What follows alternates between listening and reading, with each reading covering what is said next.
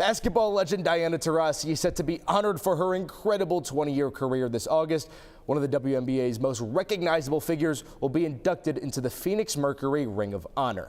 Taurasi is the WNBA's all-time leading scorer, 2009 League MVP, 11-time All-Star, 3-time champ, and the only basketball player ever to win 6 Olympic gold medals. That right there is one heck of a resume. Her signature number 3 jersey will also be retired during the ceremony, which will take place on August 16th.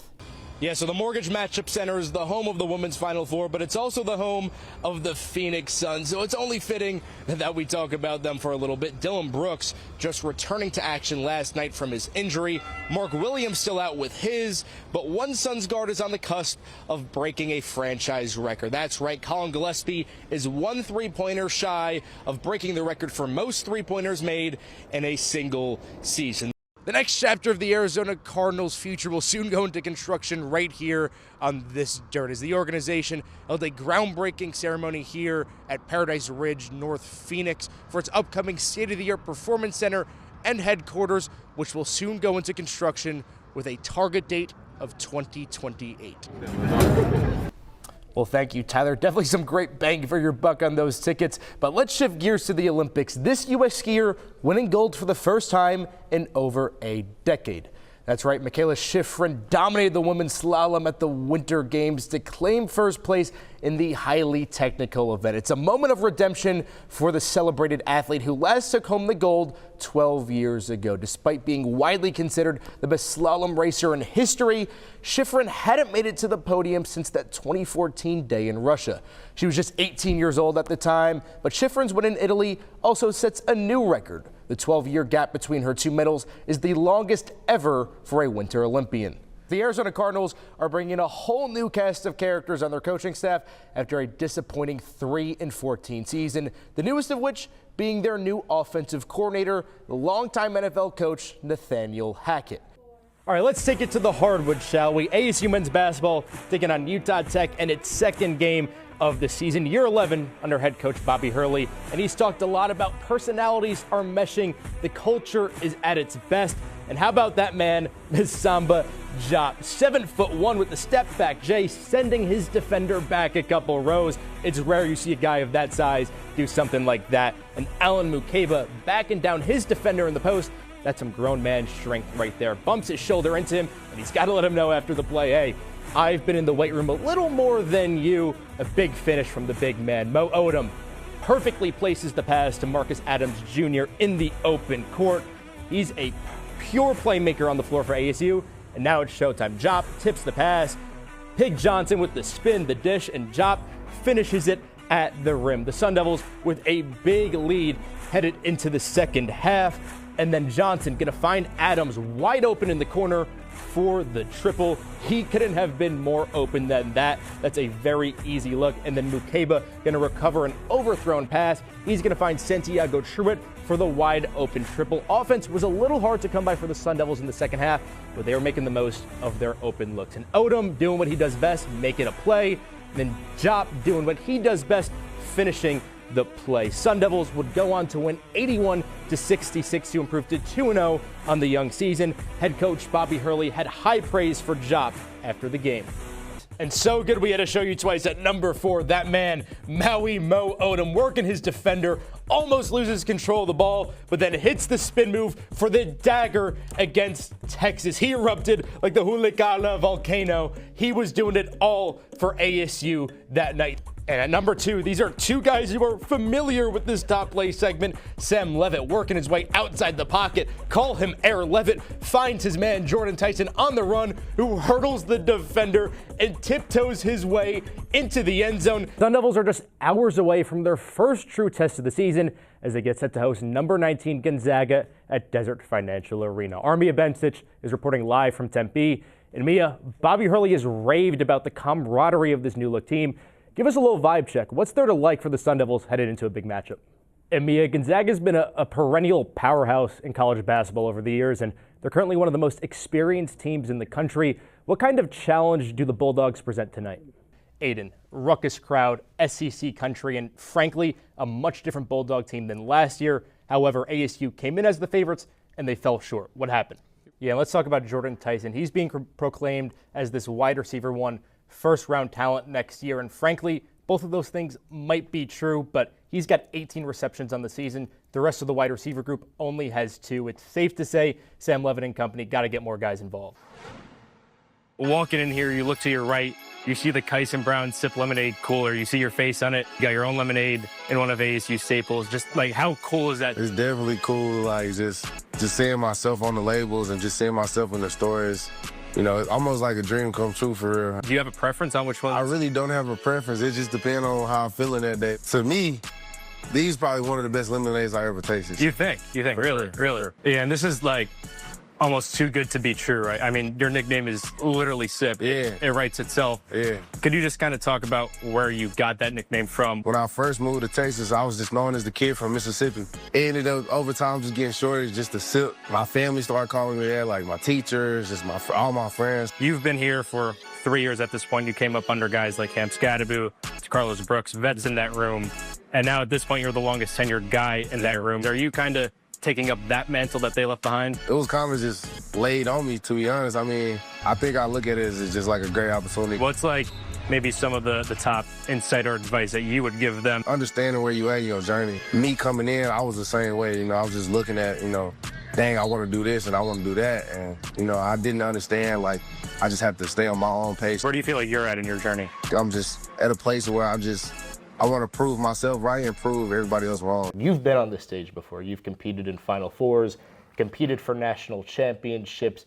I mean, what's different about playing and preparing in a situation like that? Your national championship came in 2024 at South Carolina under legendary head coach Dawn Staley. She referred to it as information overload, with you kind of taking over the game plan against Iowa, Caitlin Clark. I mean, how many hours did you put into that week? And that was such a pivotal moment when it came to the growth and the boom of women's basketball. And you guys got the job done against Caitlin Clark and an Iowa team that was firing on all cylinders. What was it like just to be in that situation at that time?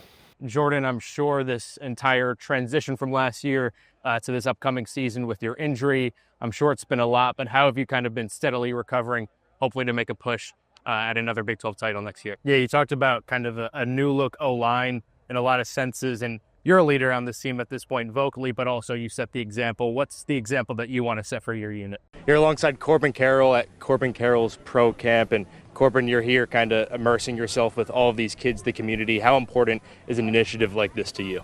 You're on the cover of the new college football game around some of the better players in the country. You're a competitive dude every single time you talk. That's clear. Being in those crowds alongside those guys, does that kind of like take a competitive edge when you put it into perspective and think about it? So we got the first down burrito. I'll give it a try. I know they got the sack lunch too. Yeah. I don't know if you got a preference, yours or the defense. Yeah, the first down burrito is definitely the one to go.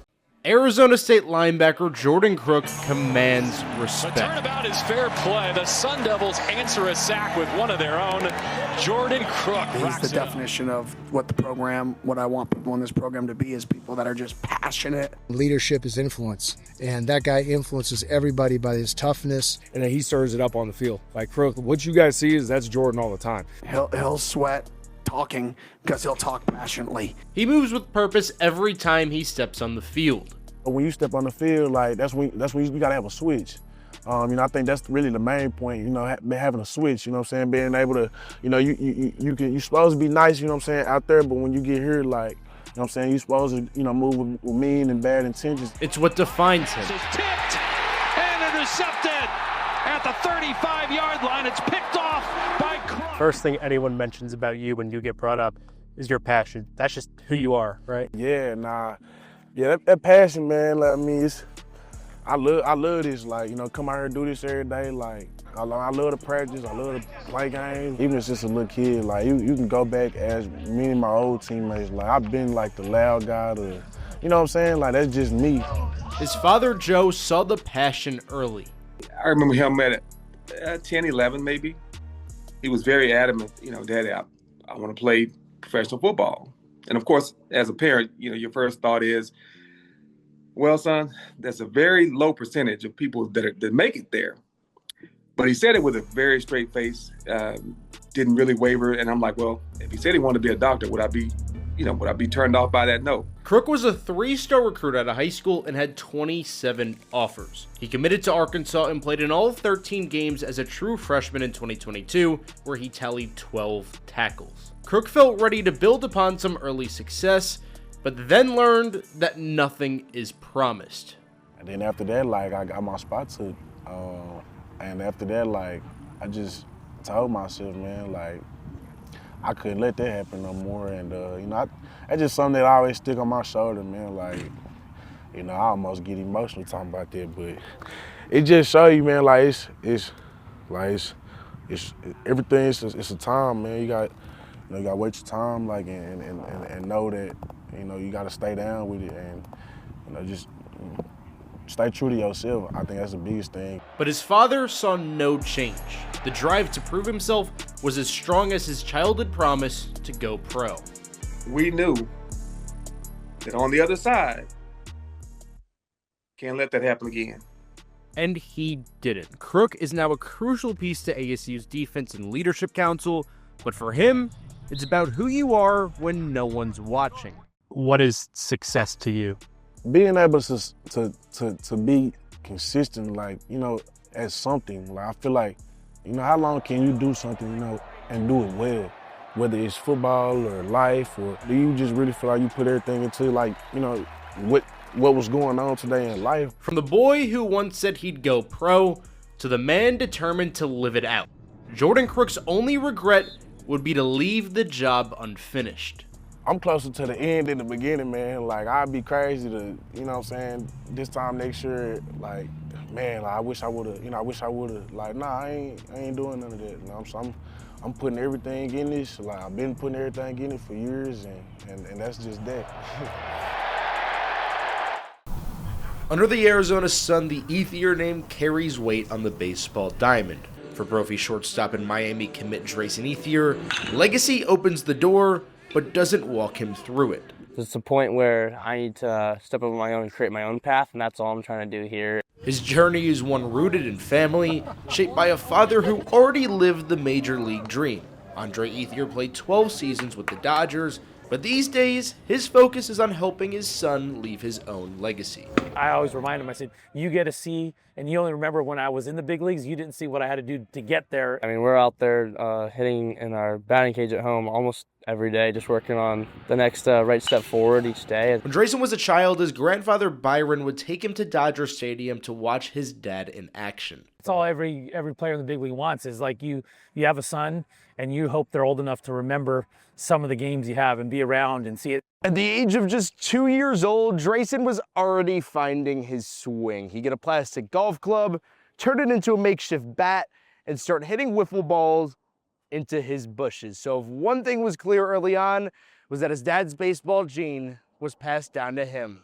He had this saying, anytime you hit the ball good, he used to say Dorate. We don't know why he would say that, but if it would go in the bushes, he would say Dorate. And so that was like his call for a home run. From swings in the backyard to Brophy, Drayson's next stop will lead him to Miami, where he's committed to play for the Hurricanes, far from where his dad played at Arizona State.